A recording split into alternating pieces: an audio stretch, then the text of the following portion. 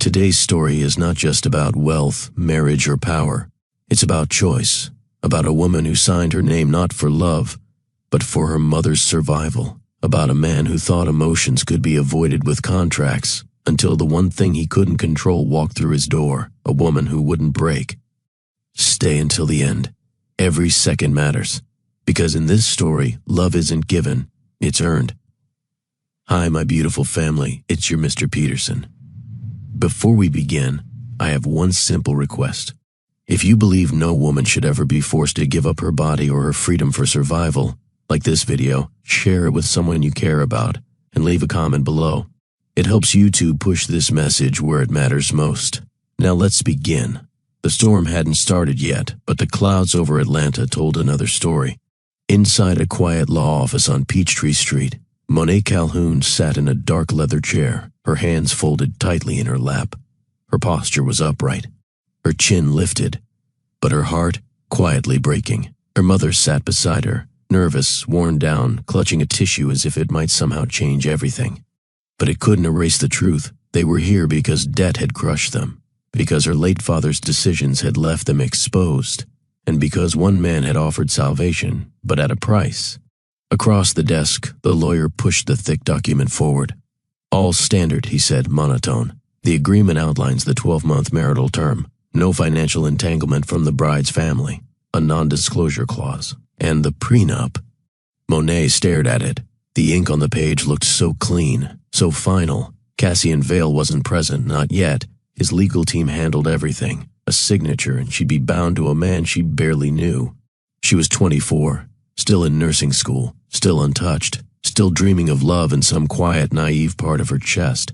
And now, she'd be married by noon. Baby, her mother whispered, placing a hand on her knee. Please. Monae turned to her. You want me to marry a man who couldn't even show up to sign the papers himself? Her mother's voice cracked. I want to stop living like a bill collector might take the house. He's offering us peace. No, Monae replied calmly. He's offering control. She looked down at the pen. Her fingers trembled once, then steadied. She signed her name with clear, careful strokes. When it was done, she sat back. I'm not doing this for him, she said. I'm doing it because I don't beg for pity. I fix what I didn't break. The room went silent. The deal was done. The drive home from the law office was quiet. Monae sat in the back seat of the hired car, her mother beside her, avoiding eye contact. The rain began to fall, thin at first, then steady, smearing the skyline through the glass. Monae didn't speak. She didn't need to. The silence between them was loud enough. Her mother finally cleared her throat. I know this isn't what you wanted. No, Mama, it's what you needed. Her mother turned toward her, eyes glassy. Do you think this is easy for me? Watching you give up your future for something your father caused? Monae glanced out the window. He didn't mean to leave us in debt, but meaning doesn't erase the facts. The debts weren't small. A failed business, unpaid hospital bills, property liens. The Calhouns had gone from middle-class comfort to drowning in financial ruin, all while Monae tried to juggle school, part-time work, and the weight of her mother's stress. Then came Cassian Vale's proposition, Atlanta's youngest tech magnate, reclusive, ruthlessly private, worth billions. His father's will had one strange clause. Cassian could only inherit full control of Vale Systems if he married a woman with no financial entanglements or social ties to power, and stayed married for 12 months. He didn't want love. He wanted legal compliance. Monae fit the requirement perfectly. Clean record, quiet background, and nothing to lose. He'd offered a simple deal. 1 year, her debt erased, her mother's house secured, tuition paid in full, no affection, no expectations, just signatures. Monae leaned back against the leather seat, eyes half-lidded. You always said I was your miracle baby. You just didn't say miracles had to be sacrificed. Her mother wiped her eyes. He's not a monster, Monae. He's hurt. I heard what happened with his fiancée. Monae held up a hand. I don't care what broke him. I only care that he doesn't break me. There was no music, no aisle, no flowers, just a private officiant, 2 legal witnesses, and a camera set up for documentation. The wedding took place in a glass-walled conference room inside one of Cassian Vale's high-rise buildings overlooking downtown Atlanta. Clinical, silent, controlled. Monae stood in a champagne-colored sheath dress, modest, elegant, chosen by someone else. Her curls had been styled by a stranger, her shoes pinched slightly. She didn't complain. Cassian Vale entered exactly 1 minute before the scheduled time, 6'3", black suit, steel-gray eyes that didn't glance once in her direction. He greeted no one, adjusted his cufflinks, and took his place beside her as if preparing for a press statement, not a vow. The officiant cleared his throat. "Do you, Cassian Vale, take Monae Calhoun to be your lawfully wedded wife, according to the stipulations agreed upon?" "Yes," Cassian said, no emotion. No hesitation, just efficiency. Monae didn't look at him. She focused on a smudge in the corner of the glass table as her turn came. "I do." The signatures followed. Pens clicked. Pages turned.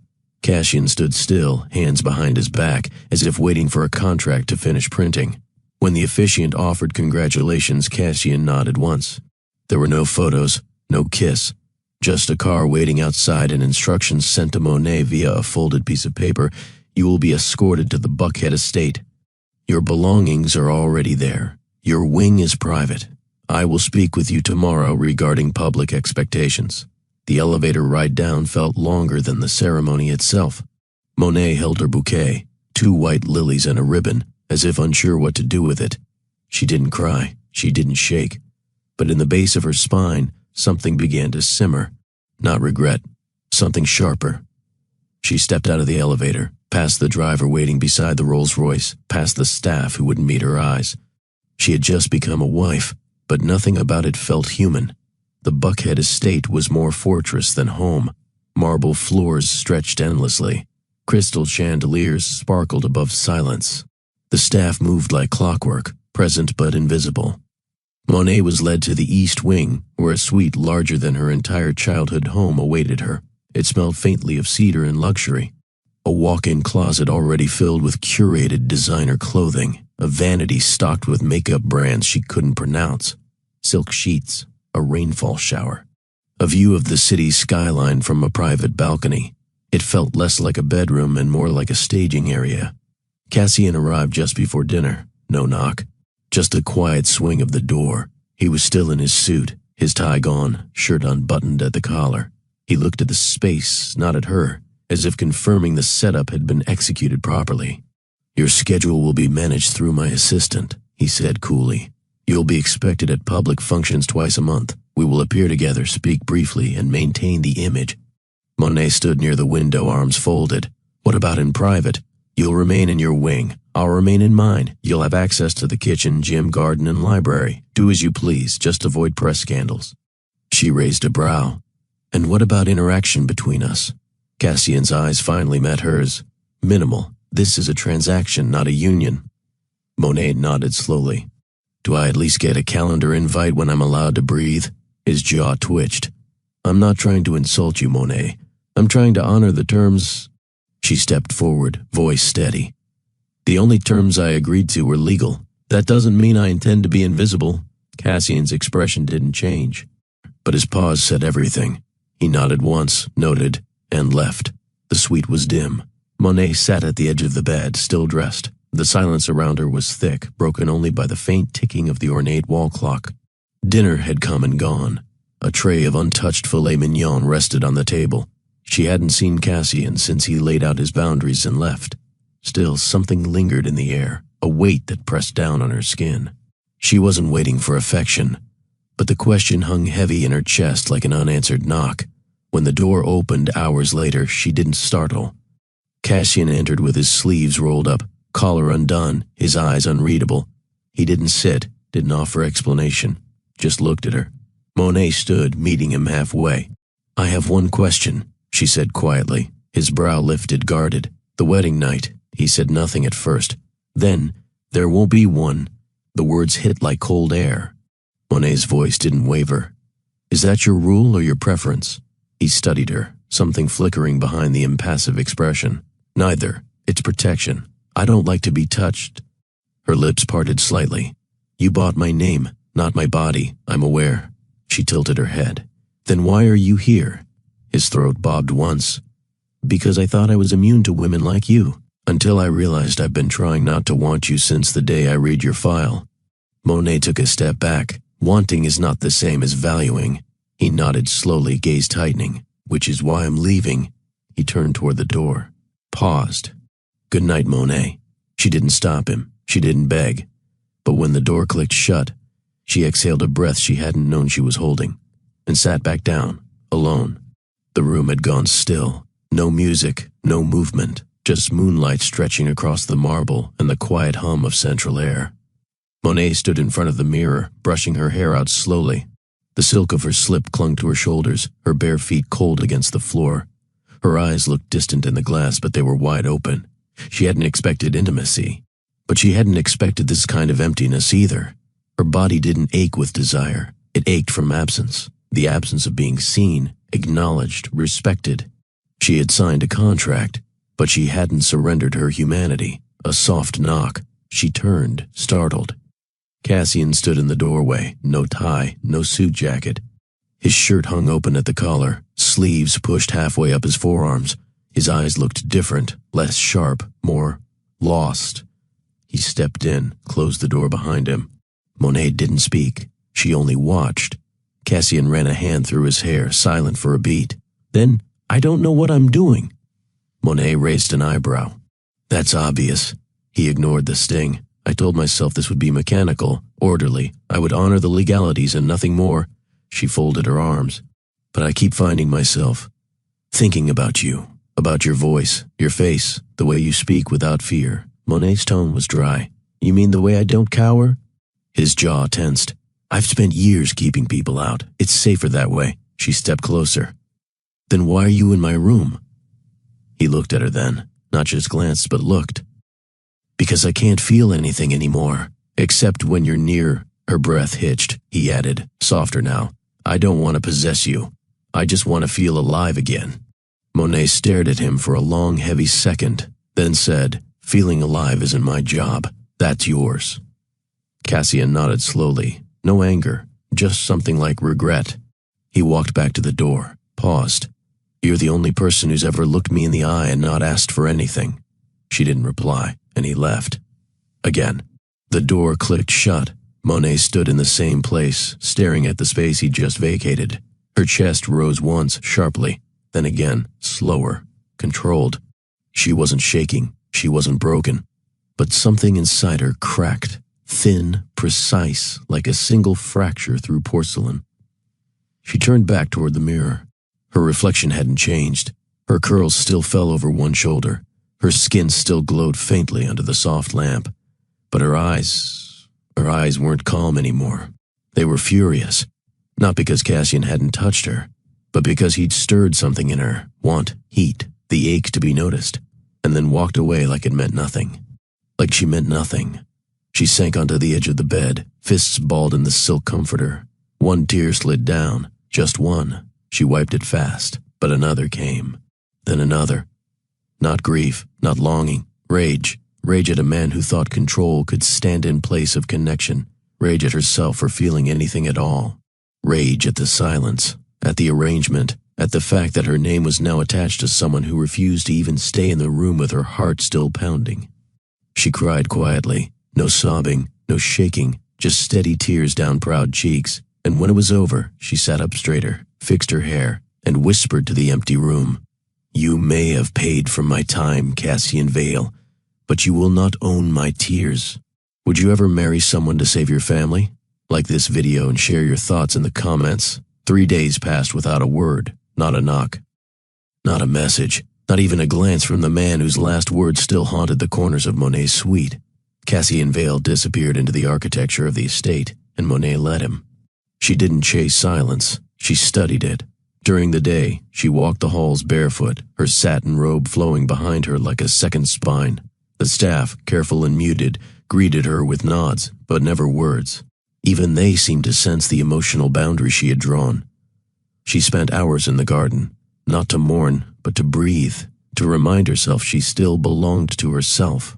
The first morning she poured her own tea. A housemaid offered to assist. Monae declined. By the second day she requested all meals be sent to the East Terrace instead of the main dining room. By the third, she had found the piano room tucked behind the library and taught herself to play again, not for beauty, but control. Every note, every step, every deliberate act of choosing herself was a reclaiming. She hadn't expected love, but she had expected to be acknowledged. If Cassian Vale thought vanishing would unsettle her, he had underestimated the woman he married. She wasn't falling apart. She was resetting. On the fourth morning, Monae came down to the kitchen just after 8. She wore a fitted mocha dress that kissed her waist, soft curls brushing her shoulders, and a pair of slippers that made no sound on the tile. Her mood was calm, but her back was straight, like a woman walking into court, not a kitchen. She nearly stopped when she saw him. Cassian Vale sat at the far end of the marble island. Crisp white shirt, sleeves rolled, newspaper unfolded beside a steaming cup of black coffee. He didn't look up right away. Monae moved slowly, poured herself a cup of tea, and sat opposite him at the island. Only then did he lift his eyes. "You finally decided to be seen," she said coolly. He folded the paper once. "I thought space would help you acclimate." She sipped without breaking eye contact. Space only helps when the other person isn't the source of suffocation. Cassian's expression didn't waver, but he sat back slightly. "You knew what this was, and you knew who you were marrying." I wasn't silent in that office. A pause. Then he said, "You've made yourself comfortable." "I've made peace," she corrected. "There's a difference, more silence." Then he added, "You move through this house like it belongs to you." The air between them thickened. He stared at her as if seeing her for the first time, really seeing her. She didn't flinch, she didn't blink. And when he finally turned back to his coffee, Monae stood, set her cup down, and walked out.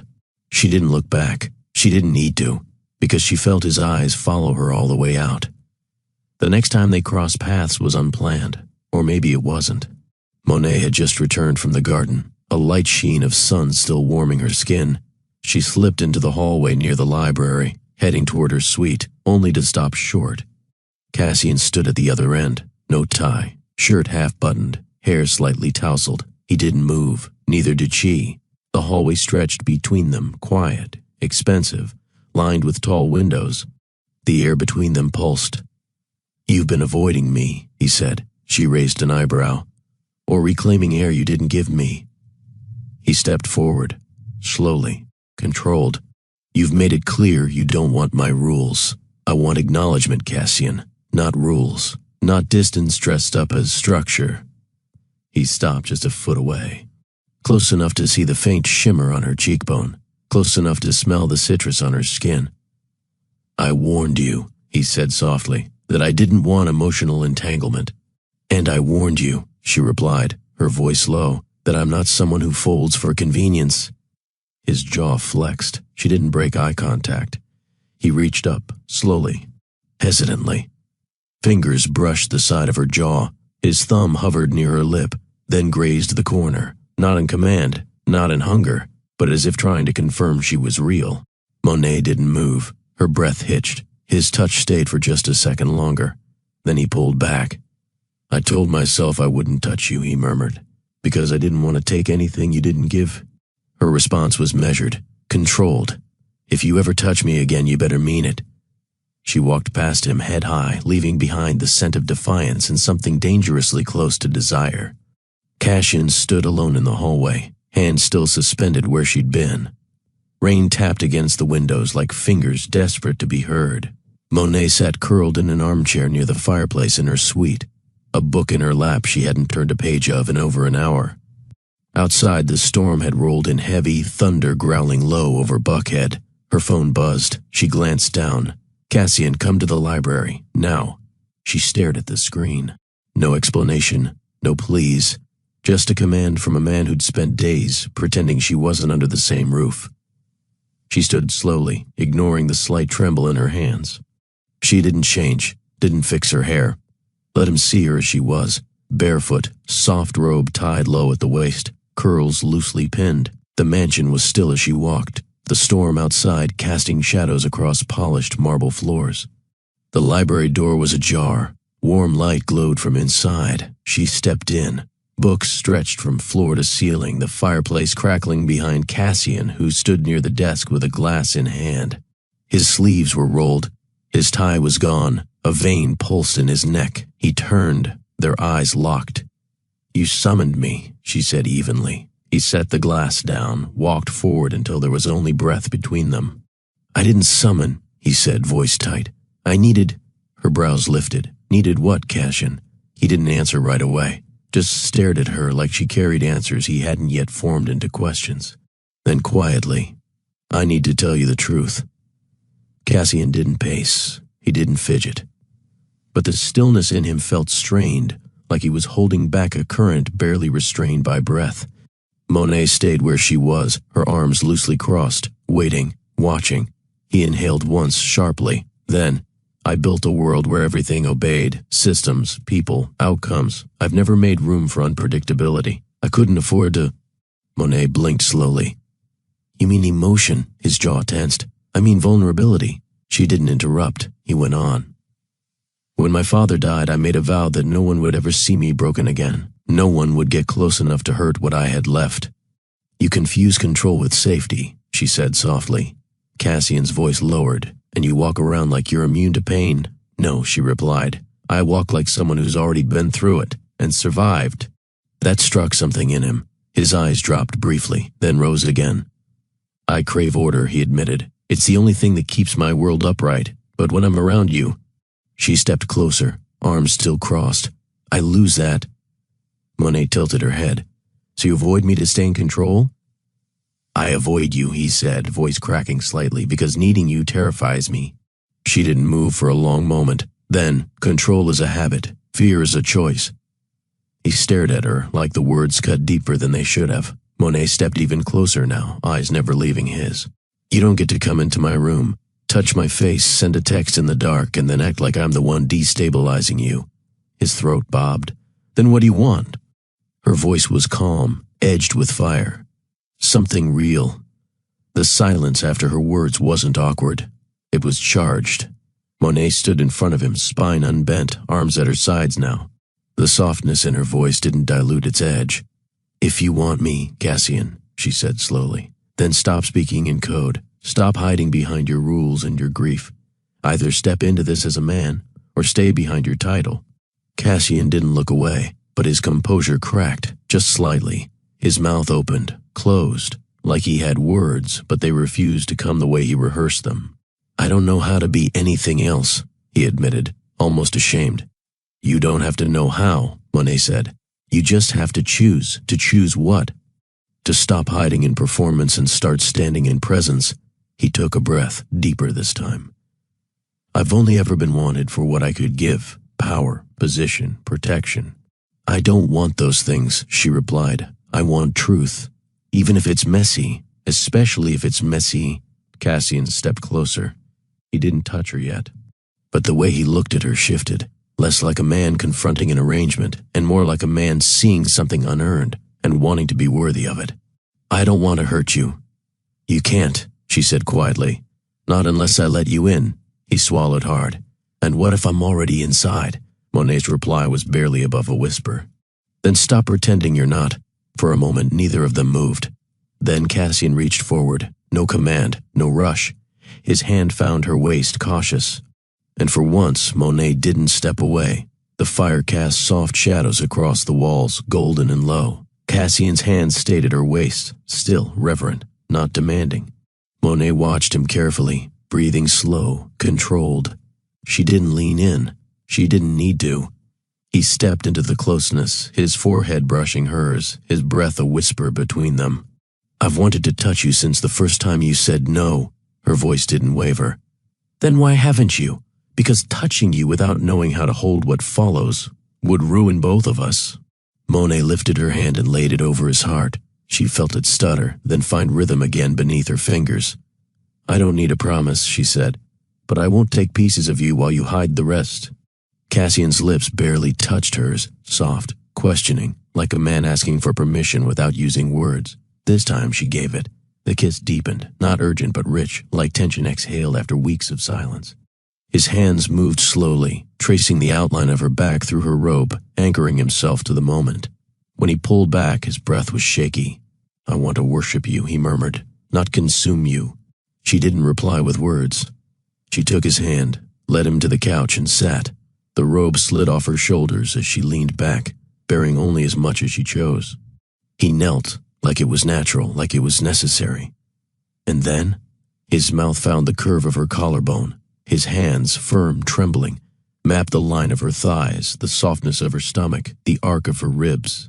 Every touch was a question, every kiss, a confession he hadn't spoken yet. He didn't rush, he didn't take.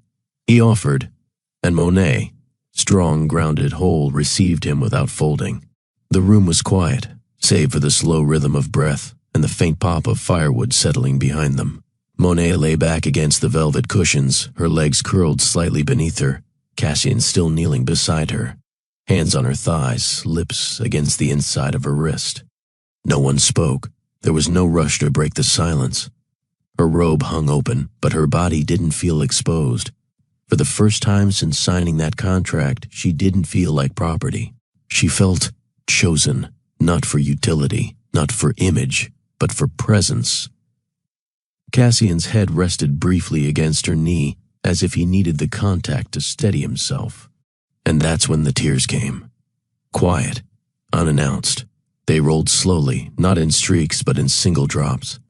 They weren't from ache, or even from the kiss he'd left on her shoulder. They came because she had been touched, truly touched, for the first time by someone who didn't expect her to give something back. Cassian looked up, saw the shimmer in her eyes.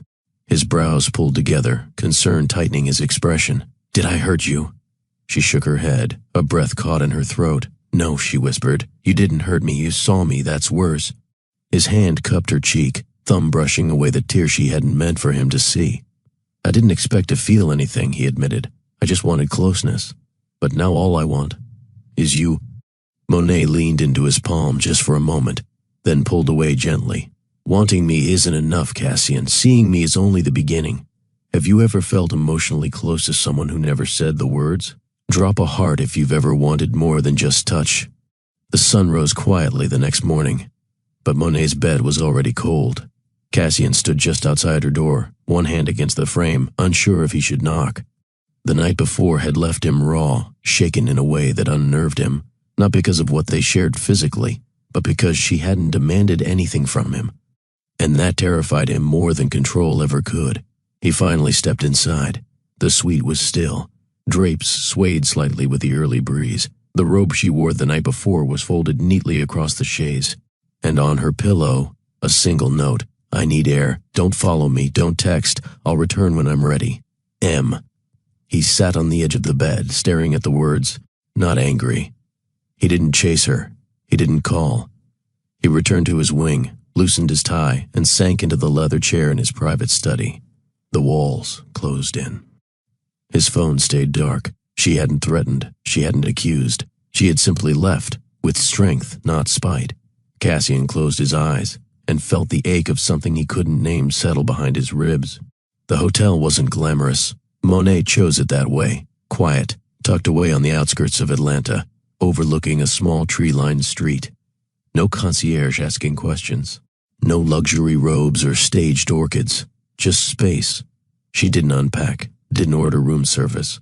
She kept her phone on silent and stared at the ceiling more than she slept.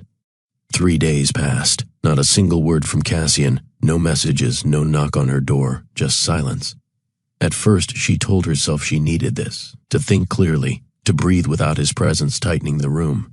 But by the second night, the silence felt different, not freeing, heavy. She wrapped herself in the hotel's blanket and sat on the edge of the windowsill, staring out into the rain. A memory flashed, his hands on her thighs, the tremble in his voice, the kiss he gave like he wasn't sure he deserved it. She missed him, but not just the physical closeness. She missed the man he tried to be that night. Still, that wasn't enough. Monae pressed her fingertips against the glass. "Do you want me because I make you feel something, or because I am something you finally respect?" That was the question Cassian hadn't answered. Wanting her wasn't the issue. Plenty of men had wanted her. But respect, that meant showing up, staying, trying, even when discomfort pressed in. She didn't want a man who only reached for her in shadows. She wanted someone who could stand beside her in full light. She looked at her phone. 23 missed calls. No texts, because Cassian Vale didn't beg. He didn't chase. But now, she didn't know if he was holding space or simply letting her go. Cassian Vale had never missed a board call. Until now. His executive assistant sent 3 texts, 2 voicemails, no response. His senior project lead left a folder of neural interface models outside his office. It remained untouched. By day 2, his name was trending on a private shareholder alert platform. Where is Vale? He didn't care. The empire he'd built from sleepless nights and sterile detachment didn't matter. Not when every room in the mansion echoed with her absence. He tried to focus, opened documents, scanned code, stared at graphs, but it all blurred behind the image of her eyes that night.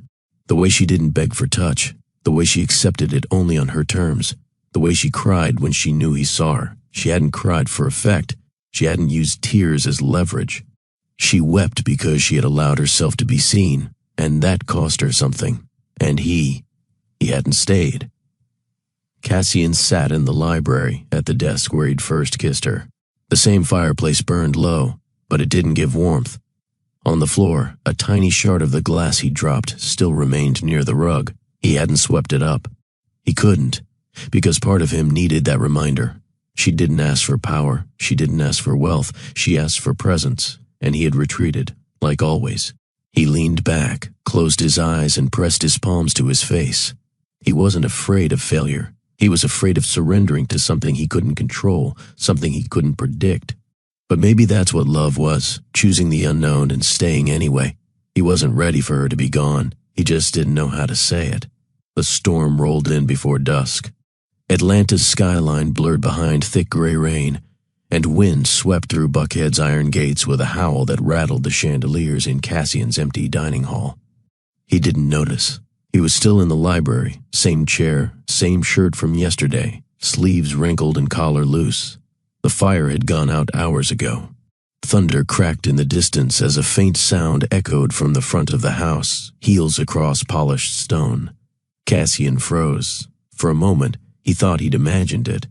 But then, the rhythm again, confident, unrushed, certain. He stood. The door to the library creaked as he opened it, and at the top of the staircase, there she was, Monae. Her coat hung open, rainwater glistening across her shoulders. She carried no bag, no announcement. Her curls were damp, skin flushed from the cold. She didn't speak. Cassian stepped to the base of the stairs. He looked like a man interrupted in the middle of unraveling, shirt unbuttoned, eyes hollow. Their eyes locked across the wide room. Monae didn't rush down. Cassian didn't call up. She simply said, her voice clear, "Are you ready to stop being afraid of me?" Cassian's throat tightened. He descended slowly, one step at a time. "I'm not afraid of you," he rasped. "I'm afraid of who I become around you." Monae's arms folded across her chest. "Then stop hiding. Learn me, or lose me." The words didn't echo. They sank. Cassian stood before her now, barefoot, unguarded, his eyes raw. "I want to learn you, all of you, but I don't know where to begin." She stepped closer. "No one can teach you how to stay, Cassian. You either choose to, or you keep running." The air between them felt sharp, thick with things unsaid, but brimming with truth too close to bury again. Monae didn't flinch beneath his gaze. She had nothing left to prove. Cassian, on the other hand, looked like a man coming apart without noise. His face was open in a way she hadn't seen before. There was no calculation, no armor. Just a man trying to stay when everything in him had been built to leave. "I didn't expect you to come back," he said quietly. "I didn't come back for you," Monae replied. "I came back for clarity." He nodded once, barely. "Did you find it?" She tilted her head. "That depends. Do you want a wife who lives in your house, wears the name, and stays silent? Or do you want someone who will challenge everything you've used to survive?" He didn't answer, so she gave him no mercy. "You kissed me like I mattered," she said, "but you disappeared like I didn't." Cassian looked down, jaw tight. "I'm not something you check in on when your guilt gets too loud, Cassian," she continued. "If I'm here, it's because you fight for me to be, every day, not just at night, not just when you're lonely." He looked up slowly. "I want to get this right." Monae's voice didn't soften. "Then stop treating this like a business strategy. I'm not a calculated risk." A beat passed, then another. Cassian stepped forward, gaze steady. "Tell me how to start." She looked him straight in the eyes. Start by sitting in the discomfort without trying to fix it. Start by learning who I am when I'm not pleasing you. Start by realizing I don't need you to complete me. I need you to meet me. Cassian swallowed hard. And if I fail, then you lose me, she said plainly. There was no drama in her voice, only truth. Cassian didn't move, not away, not closer. He just stood there, soaking wet, breath steady but slow, like her words were rewiring something in real time. Everyone I've ever loved has either left me, he said finally, or taught me that love comes with terms. Control kept me from breaking. Monae stepped forward, her voice quiet but firm. But it also kept you from healing. He nodded slightly, eyes dropping for a breath. I don't know how to be anything but guarded. That's not a flaw, she said. It's a wound. His eyes met hers again, this time pleading. Then show me. Teach me how to stay. Monae blinked, not because she was surprised. He'd always carried the weight of a man desperate to be different, but because this was the first time he'd asked for help, instead of pretending not to need it. She exhaled. Staying isn't a lesson I can teach in a night. Cassian's voice cracked. I'll take a lifetime if that's what it takes. She looked at him, really looked, and saw the fracture lines, the quiet breaking, the man behind the myth. You start, she said slowly, by choosing discomfort over silence, by speaking even when your voice shakes, by not walking away when emotions get messy. He nodded. She reached out, just once, and took his hand. You'll mess up, she warned. He held her gaze. So will you? A half smile touched her mouth. Then maybe we'll finally be honest. Cassian brought her hand to his chest, pressing it over his heart like it might ground him. I don't need to control you, Monae. I need to learn how to stand beside you. And if you can do that, she said gently, you might finally understand what love actually is. They didn't kiss. They didn't fall into each other. They just stood there, rain in the background, breathing in the beginning of something unspoken, but real. The sun leaked softly through the linen curtains, a pale warmth stretching across the bed. Monae stirred, reaching out instinctively across the sheets, expecting warmth, breath, something human. But all she found was fabric, still warm, still empty. Cassian was gone, again. She sat up slowly, letting the silence thicken around her. Her body still ached in places he had touched, gently, reverently, but the air felt different now, hollow, like the closeness they shared had already been folded, shelved, and filed away. She wrapped the sheets around herself and stepped into the hallway. A maid passed quietly with her eyes down. Where is he? Monae asked. In the study, ma'am, the woman replied. Since just after dawn. Monae didn't speak. She nodded once and turned back to her room. She sat at the vanity, staring at her own reflection. Last night she had let herself believe, not in love, but in possibility. Now that hope felt bruised, not shattered, but sore in a way she couldn't ignore, because intimacy without presence was a new kind of abandonment, and Monae Calhoun had survived enough of those for a lifetime. She didn't knock. She walked straight into the study, barefoot, hair unbrushed, wrapped in a long silk robe that still carried the scent of last night.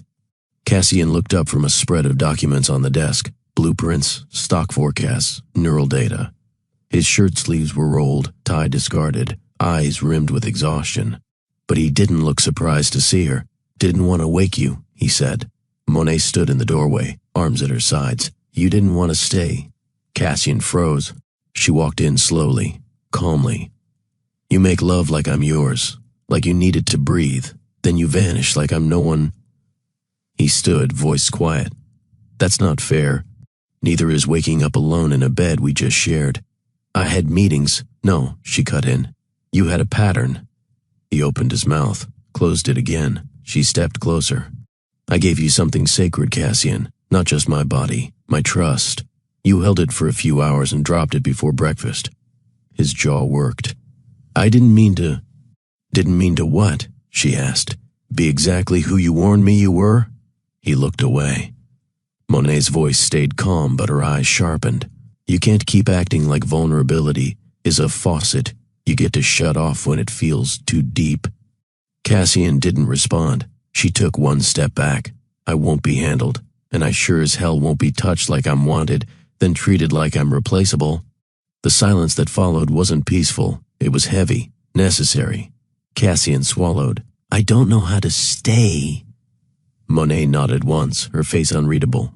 Then learn, she said, or let me go. Cassian sank back into the chair like the weight of her words had finally landed. His voice dropped. You think I don't want to be different? Monae didn't move. Wanting isn't the same as doing. He stared at the desk, then up at her, eyes darker now, not angry, just stripped bare. Every woman who ever got close to me either betrayed what I gave or demanded more than I had left. And I'm neither, she said plainly. I know, he whispered. That's what scares me. She folded her arms. So your answer is to stay close enough to feel something, but far enough to never be held accountable for it? He stood slowly, walking toward her, not to reach for her, but to stand in front of what he'd been avoiding. I don't want to lose you, he said. Then fight for me, Monae replied. Not with money, not with gestures, with presence. Cassian swallowed hard. What if I fail? Then you'll fail with truth, she said, which is better than succeeding in pretense. He closed his eyes. She gave him no grace this time, no softness. I'm going to my sister's, she said, turning toward the door. I need space. Cassian's shoulders tensed. For how long? Monae looked over her shoulder, voice sharp as glass. You have 7 days. Monae moved through her suite with a calm precision that masked the ache in her chest.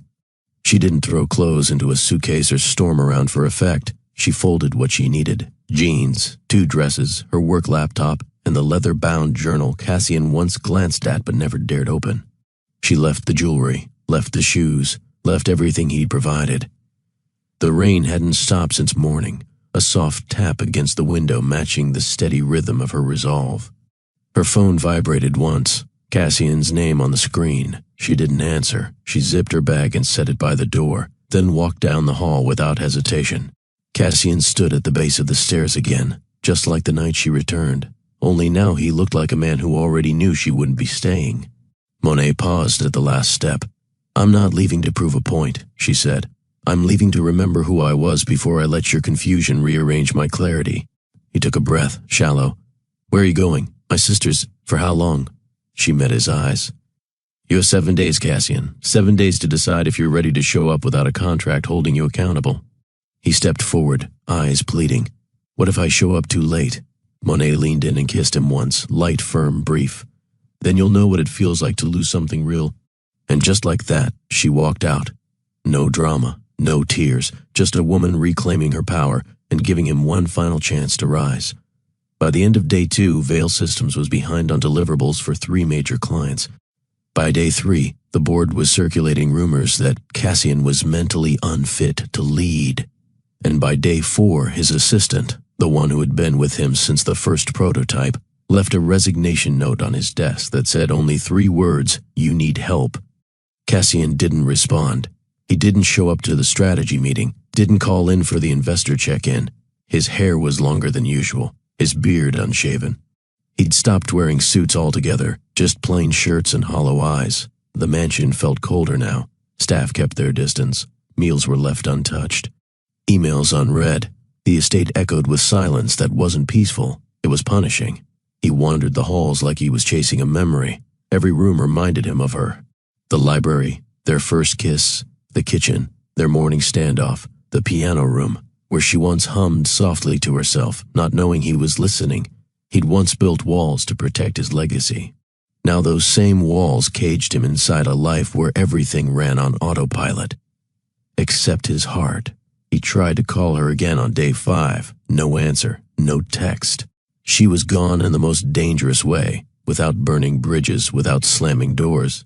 She had simply left because she could, because her value didn't depend on being chosen by him. He sat on the floor of his study that night, the lights off, documents scattered, his back against the cold wall where her voice once rang. He whispered to the dark, "Please don't let her be done." And the dark said nothing back. The rain didn't let up. It poured steady and cold, painting the streets of East Point in silver. Monae stood at her sister's window, arms folded, watching the sky blur against the sidewalk. She hadn't unpacked much, just a few things for comfort. A borrowed robe, her notebook, her silence. She hadn't cried, not once. She'd loved him maybe. Or maybe she just wanted to believe someone like Cassian Veil could learn how to love her back. The doorbell didn't ring, but her sister called softly from the hall. "Monae, you might want to come to the front window." She frowned, then walked slowly toward the door, and stopped. Cassian stood in the driveway, drenched, his hair soaked, his shirt clinging to his chest. No umbrella, no driver waiting, just him, in the storm. On his knees. Monae stepped out quietly, not bothering with shoes. She stopped at the edge of the porch. "Get up." He didn't move. "I'm not doing this for a scene," he said, voice raw. "There's no speech, no performance, just this." He looked up at her, rain dripping from his lashes. "I chose you," he said. "Over money, over logic, over pride. If you never come back, I'll still be on my knees, not for pity. For change." Monae's chest tightened. He reached into his coat pocket and pulled out nothing. No ring, no bribe, just his hand. "I'm not asking for your body," he whispered, "or your forgiveness. I'm asking for the chance to earn your trust with every day you give me." She didn't run to him. She stepped down, walked through the rain, bent low, lifted his chin with 2 fingers. "You finally stopped hiding," she said. "I finally started choosing," he replied. And when she kissed him, slow and certain, the rain didn't matter anymore. Her fingers stayed under his chin just a second longer. Cassian didn't speak. He didn't dare.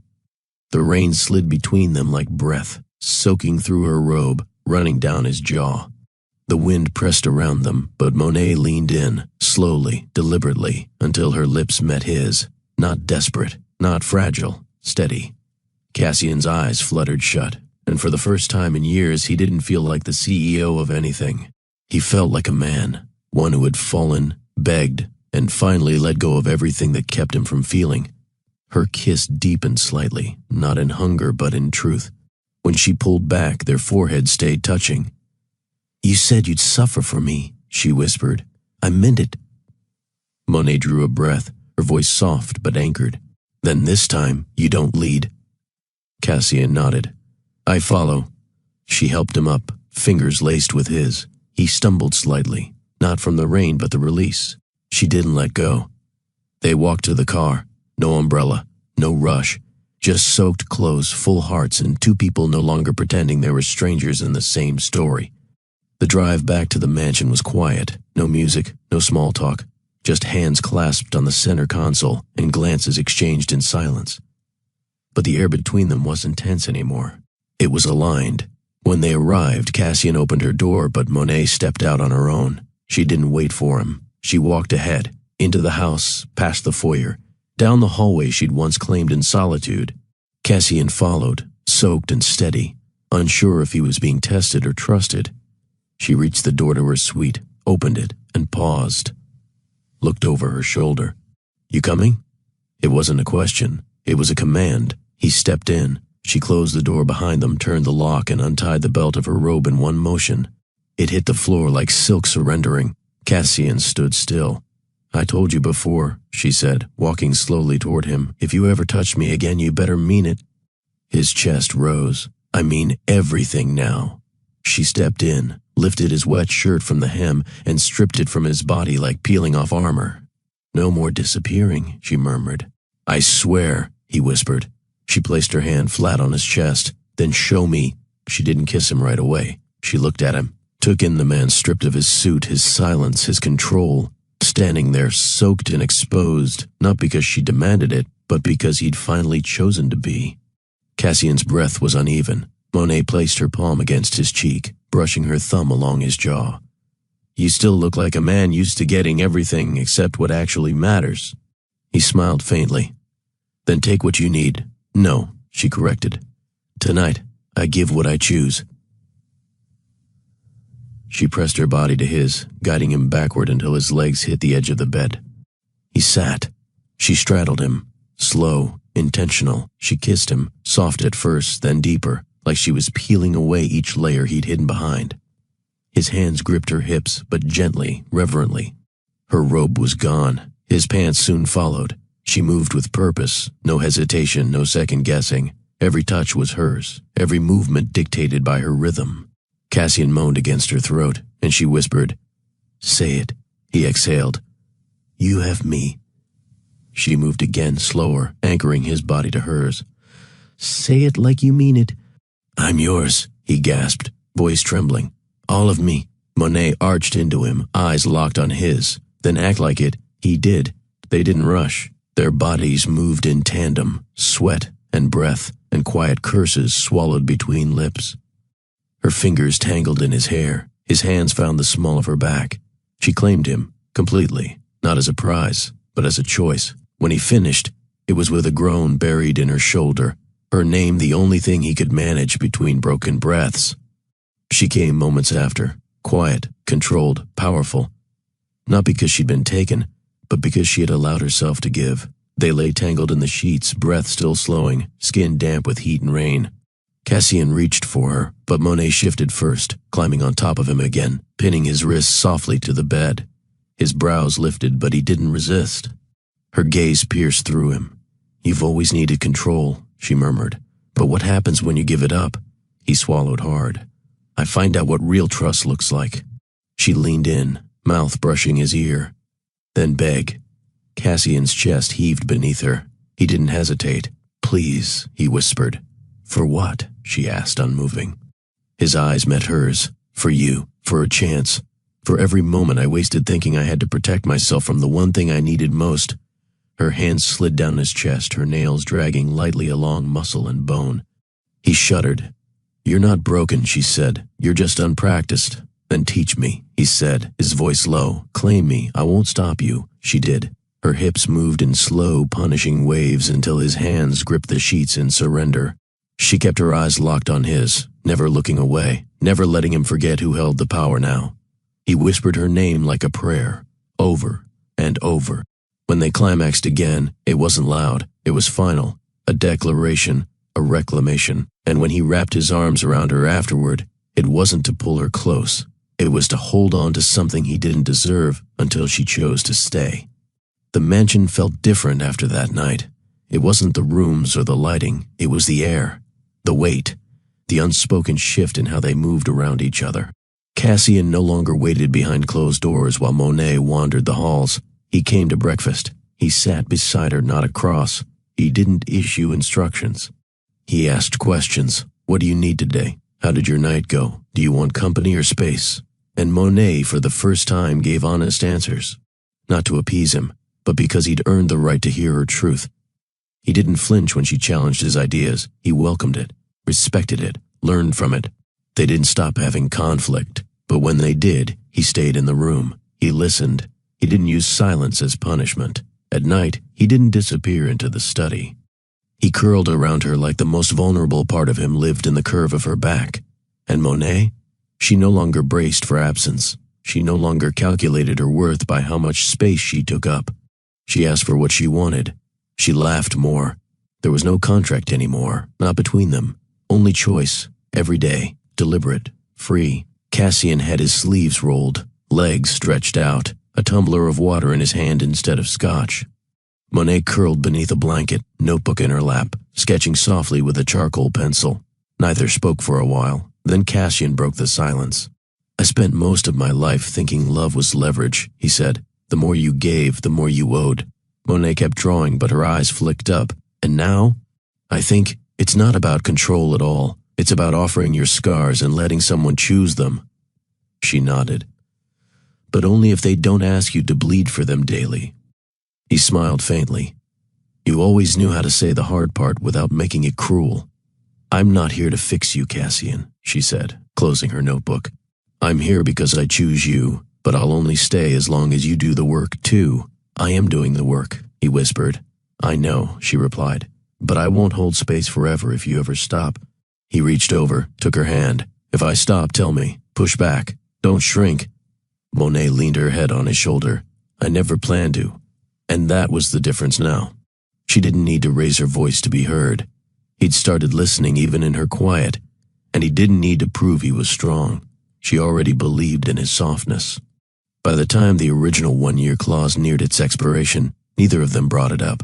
There was no talk of contracts, no reminders of legal terms, no countdowns, because the marriage no longer existed on paper, it lived in presence. Cassian started joining Monae at her volunteer events, quietly, without needing cameras or praise. He stood at her side in rooms he once tried to dominate and let her speak first. He no longer ran from discomfort, he leaned into it. And Monae? She no longer waited to be asked.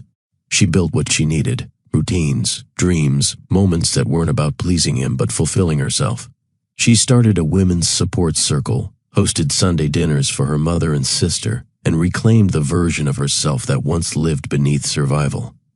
They slept in the same bed, but with new purpose. He held her because he wanted to, not because she softened the edges of his day. She let him because she trusted he wouldn't disappear come morning. They still argued. They still had off days, but they no longer ran. Monae laughed more now, loud, head back, eyes bright. Cassian had learned to hold joy like he once held strategy, with full attention. He had given up control. She had kept her boundaries, and in the space between those choices something real had grown. Not fast, not flashy, but grounded. Earned. One night, as they stood brushing their teeth side by side, Cassian glanced at her in the mirror. "You ever think about how this started?" he asked. Monae met his eyes through the reflection. "Every day, would you still say yes if we started from scratch?" She didn't blink. Only if the man in front of me now was the one asking. He leaned in and kissed her shoulder, not with desire, but with gratitude. Because for once he wasn't chasing her. They had finally caught up to each other.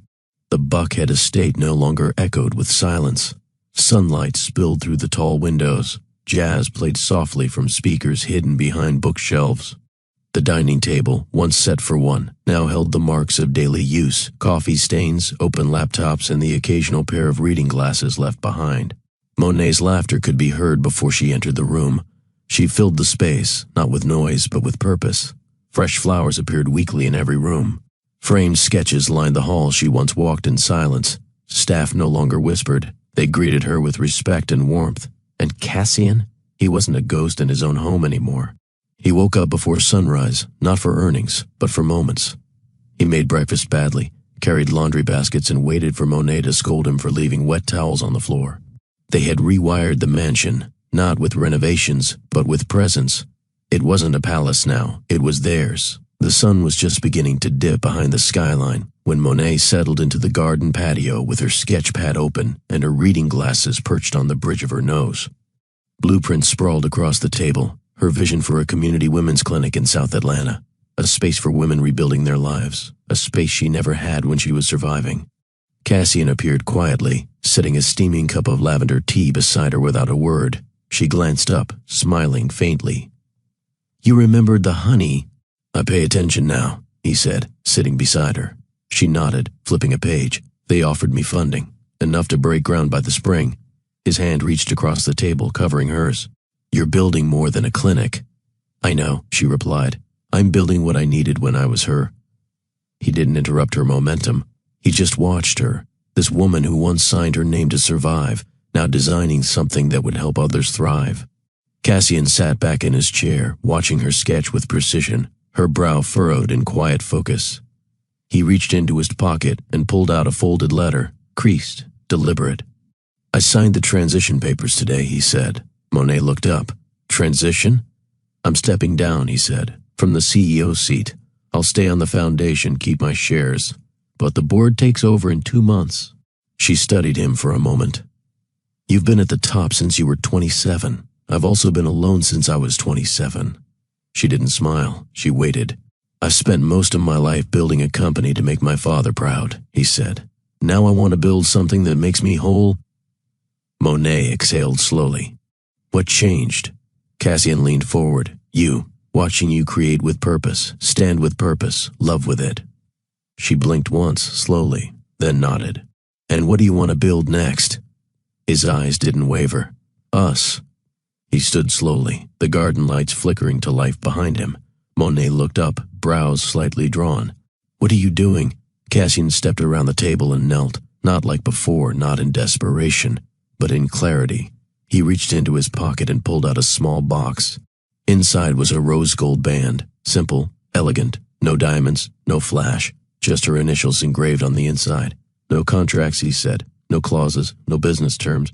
He looked up at her, eyes steady. "I don't need a ceremony or a camera. I just need your yes." Monae didn't speak for a long moment. She looked at the man kneeling in front of her, not the tycoon, not the strategist. Just the man who had shattered, rebuilt, and finally learned how to stay. Her eyes softened. She stood, lifted his chin with her fingertips, and whispered, "You already have it." She didn't cry. She didn't tremble. She stepped into him, lifted his face with both hands and kissed him, not softly, not shyly, but like a woman who knew exactly what she was choosing.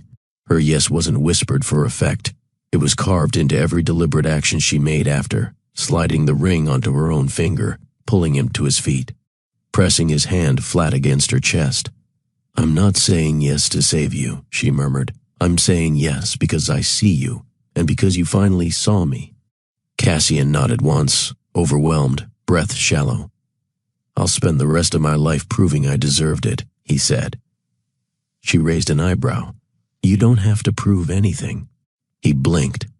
"Just keep choosing me," she added, "especially on the days I stop choosing myself." He nodded, kissed her again, and wrapped her in his arms. And for once, there was nothing more that needed to be said. Love isn't made in grand gestures. It's made in the quiet return, in the showing up, in the staying, in the choice to learn someone, not for who they pretend to be, but for who they are when they stop performing.